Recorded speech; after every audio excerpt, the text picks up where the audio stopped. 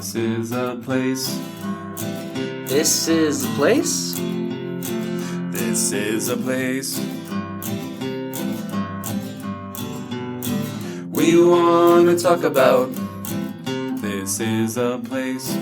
Thank you for listening to This is a Place podcast. My name is Brandon. I'm Nate. And we want to wish everybody National Barbie Doll Day. Barbie doll? That's fitting since the Barbie movie is like killing it at the box office. That's right. That's what I was going to ask you. Have you seen it? I have seen the posters. I've seen the trailers. That's about it. With all the movies you see, you haven't went and saw the most famous movie of the year? No, The highest I grossing was. movie? My plan was, and I was literally planning on going to seeing it with my wife opening weekend, and then she got invited to go see it with my family, like my sisters.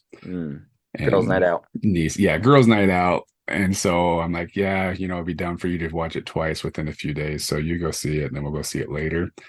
And later's been how many weeks now that it's been in theaters? So I might take my daughter to go see it, but my wife did not enjoy it very much. So we'll see. But it's like I said, it's still, I think it's still like number one or number two as far as grossing goes, ticket sales.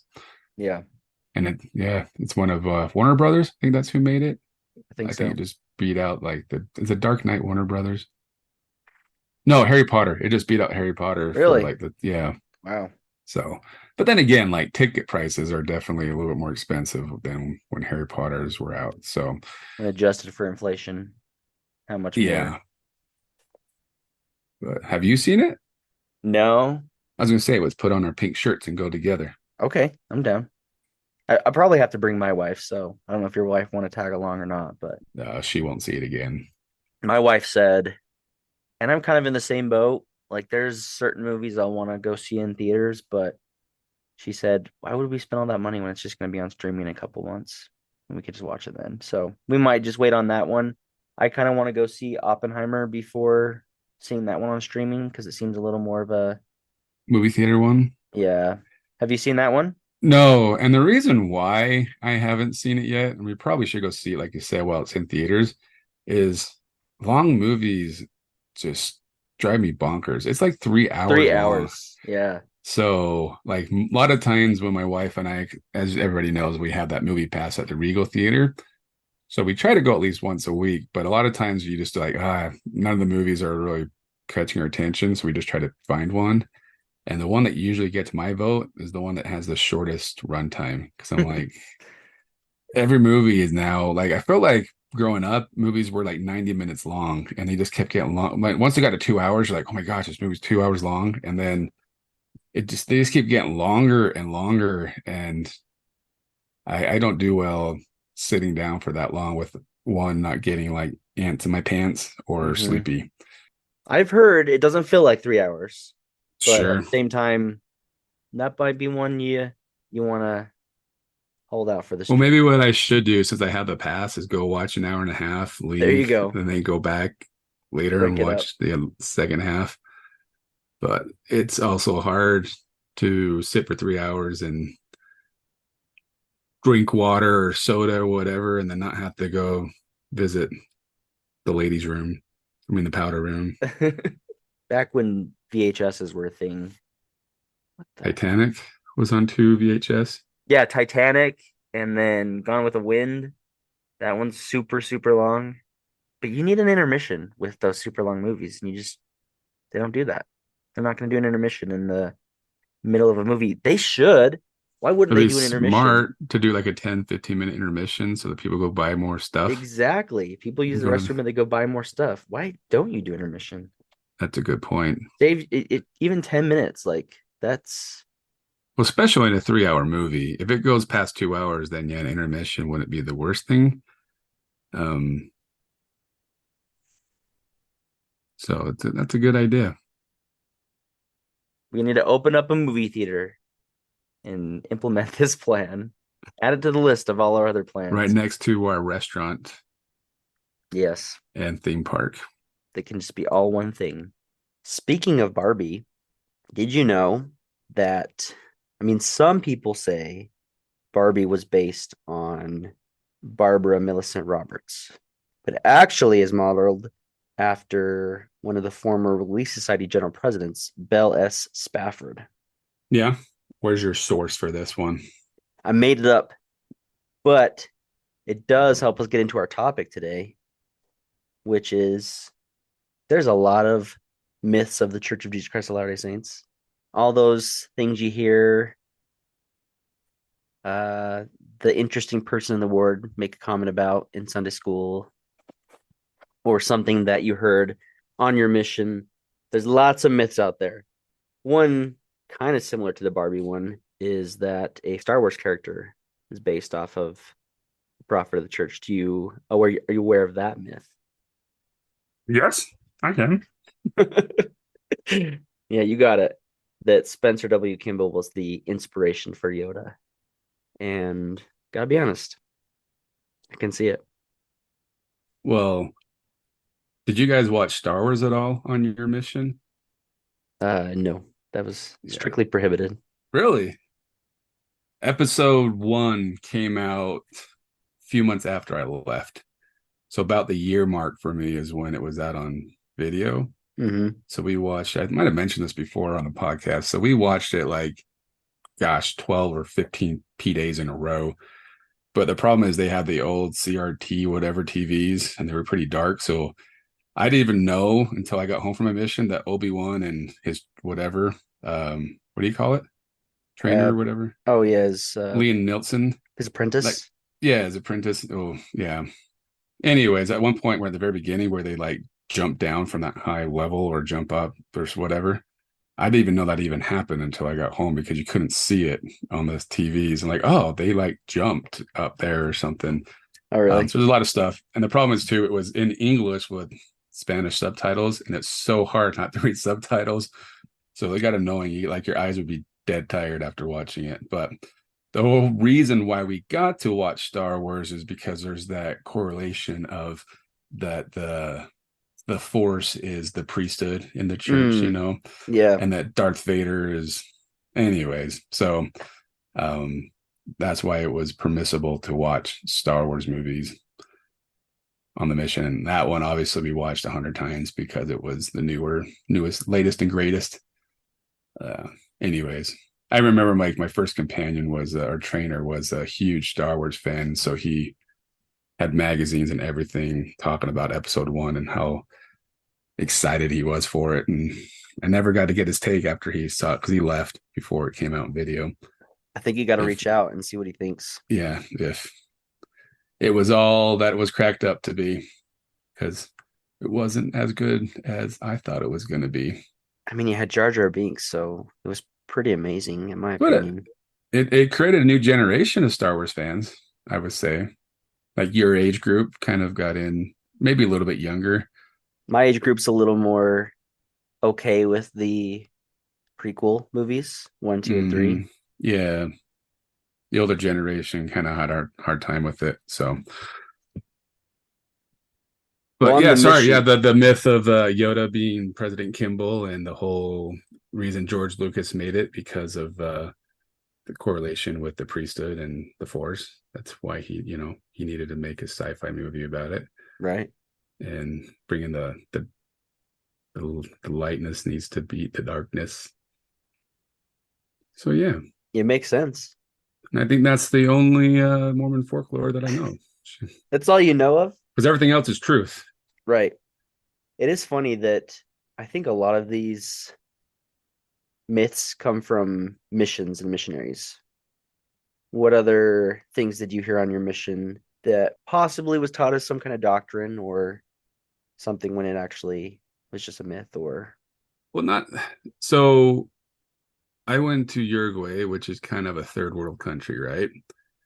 So having, and it was still fairly new. The church was still fairly new there, and without having the internet and fact checking, like you would go to a ward or branch, and there was a lot of weird stuff that would go down because it could have been.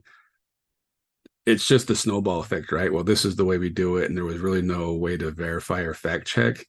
Like even one guy, I think he was planning on bringing candles to light for the sacrament Oh, nice. because that's, you know what I mean, in a branch house. Anyways. So yeah, there's a lot of,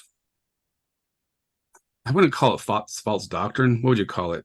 Traditions, False traditions. false traditions, or guidelines that people would think this is the way it is supposed to be because that's maybe the young missionary didn't know any better. So I bet you nowadays, maybe it's better nowadays because people can get guidelines and stuff off of the internet, but maybe it's even worse. So I can see how 20 plus years ago, the Mormon folklore stuff, it was hard to fact check or actually find out on your own. You just had to use your instincts if the person was telling you the truth or not, right? You just had to pray about it and find out, is this true that Steve Martin really got baptized or not? Because there was really no way to fact check it, right? Right. Like you couldn't just call Steve Martin and you couldn't Couldn't even Google it, really. Google it. So I think it was actually, I think we've talked about this before. It was kind of fun back in the days not being able to fact check stuff and just wonder if is there any truth to this rumor or story? Yeah, I definitely heard my fair share of them. So I was on my mission even in the internet information era. We could have easily Googled and found out if things were true or not, but I still was at a point where, and I think to a large degree, missionaries can't just Google stuff. They can't just go and browse the internet. I feel they can do a lot more nowadays than they could. Well, Like even when I was out 10 we years couldn't ago. even email. So I could email and I could do that, but that's the extent of what I could do is I could email and I could go on the church website. And so there was and even if you could look up things online, a lot of the folklore that comes from missionaries, I think some of my favorites that I heard about were the elders and sisters having a hot tub party in the baptismal font. I'm sure there was some kind of variation of that in your mission at one point, or the different things that you would become sort of like a Gadianton robber type missionary. You're the secret combination. There was two that I heard of in my mission where you had to be included in this group, and they call them the Newark Night Riders in my mission. And you'd have to go to your home, take a picture, and get back to your mission in the same day, which would have been possible in my mission, but still quite a feat to accomplish. But if you could do that, get back to your house, take a picture in your missionary clothes in front of it, and then get back to the mission that was your initiation into the group. Did you have anything like that in your mission? Oh, heavens no. It's a 15-hour plane ride. But every mission has that story. And I think there is some truth to where a missionary gets sent home for doing one of the grave sins, right? Or did you have any rumors of like two elders and two sisters, like basically swap partners and the elder and sister are living with each other, and another set of elder and sister are living with each other? I never heard that one. So that's fun. So yeah, I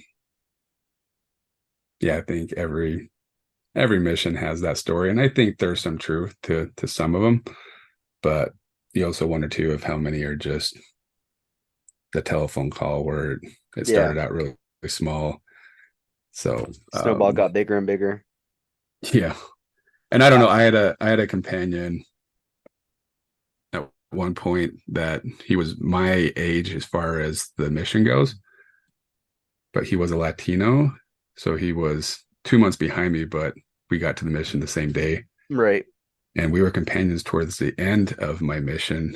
And I always thought it was strange. Like, why is he my junior companion when we're basically the same age as far as the mission time goes, as timeline goes? And mission president, like in one of my first interviews with him after we got put as a companionship, says, "You know why he's with you, right?" And I'm like, "No."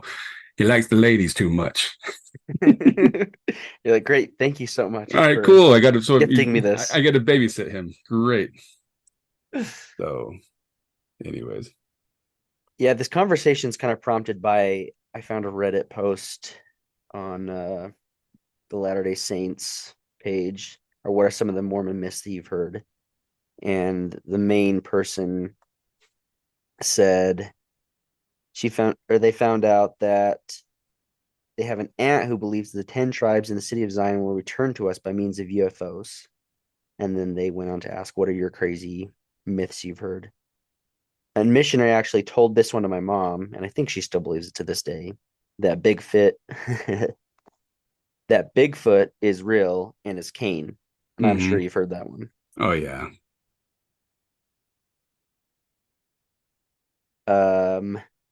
There's another one I hadn't heard. Comes from a non-member. Their idea of what goes on in the temple, and they said they thought it was ridiculous that when we go to the temple, we eat off of golden plates. And they also wondered if we had matching golden cups. Interesting. Have you heard the one that people with Down syndrome were generals in the war in heaven? Yeah. Yeah, I've heard something similar to that. It's got that Satan controls the water. That's why you can't swim on Sundays. Oh, you can't swim on Sundays? I thought you could only swim on Sundays. Only Sundays? Shoot. Only if it's in the baptismal font.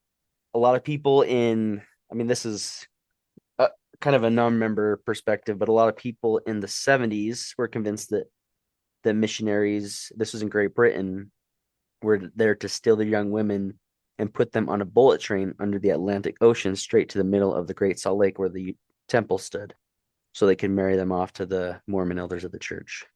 Hold on. So there's a train that goes through the ocean and obviously through the earth and ends up in the Great Salt Lake? Yes. That part is true, but the part that they were there to get the women to Salt Lake, that part was not true. You know how awesome of a transportation system that would be? Elon Musk is trying to come up with something similar, right? Right. Isn't he championing he created the one idea of Like the magnetic one or whatever? Yeah, from Vegas to LA or something. Something, or LA to New York or something, and you're supposed to get there like in an hour. I don't know. Sounds awesome to me, but Heck yes. what else we got? You mentioned the Steve Martin one. This person also adds, my grandpa still swears to this day that the real Forrest Gump is LDS and spoke in their state conference. No matter how many times I tell him it's a fictional character, he just won't believe me. And one person chimed in, did you mean Rain Man? Because Rain Man was a member of the church. Yeah, I actually met Raymond in middle school, came to our school. I did too. He also came to my school and talked to us. And we asked him questions. And he knew everything. Yeah. I heard that Napoleon Dynamite was made by Mormons. Is that not true? I don't know. I think that's true.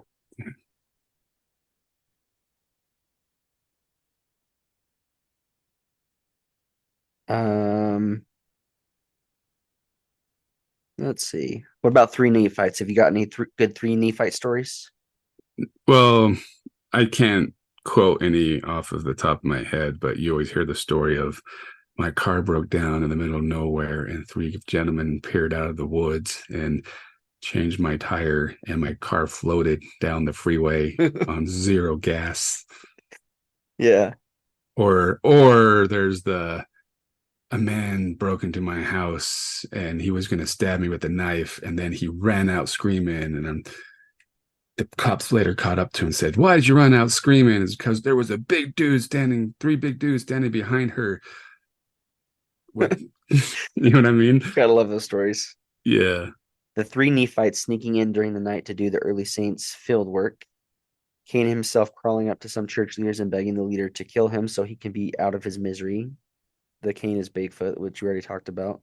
The people of the lost 10 tribes are hidden underground near the North Pole. Earth is 7,000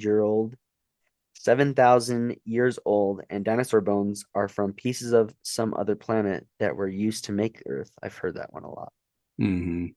that young men were getting mission calls that just had a phone number to the prophet who gave them a secret 3-year mission call to China when they called him. Um, Okay. and that Moroni dedicated the site of the future Manti temple.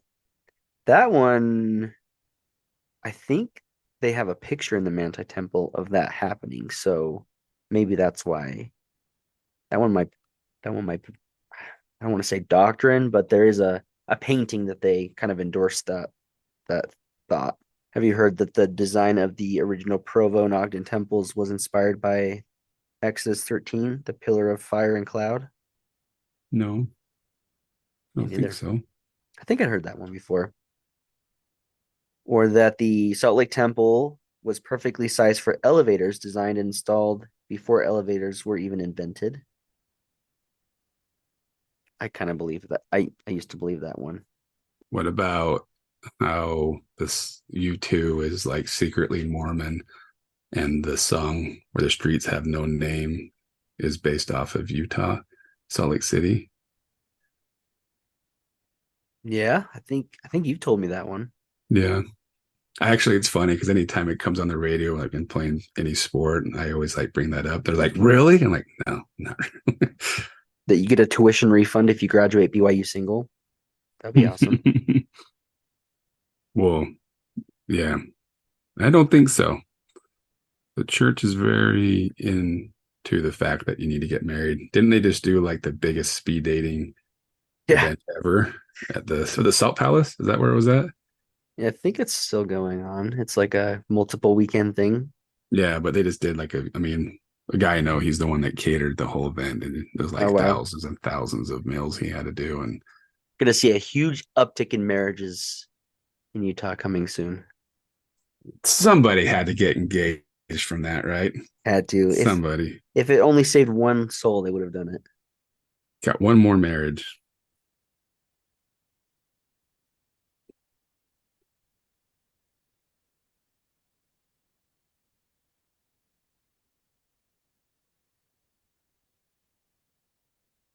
This person said they have a book that says the city of Enoch was where the Gulf of Mexico is now.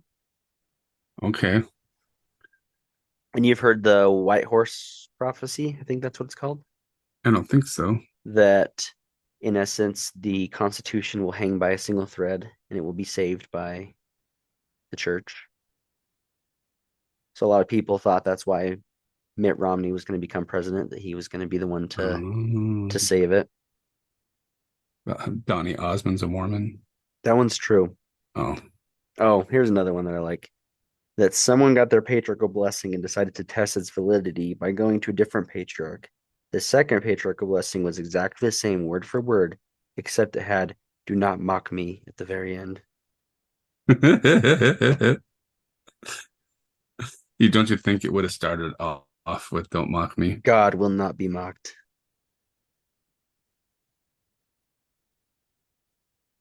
This kind of similar to the one you said, mission president who told the mission that the church was reinstating plural marriage and he was marrying two of the sister missionaries. And that an apostle came out to clean up the whole mess. That's another fun one that insert your favorite fire and brimstone apostle coming to the mission, and the minute he shakes a missionary's hand, he knows the terrible things they've done and they get sent home. Oh, isn't that just guilt overtakes the person and they just blurt what they did rather than Maybe, yeah.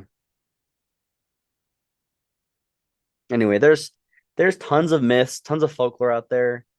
A lot of it probably, like you said, telephone, and it spiraled into something more, but it's fun to hear and read those things.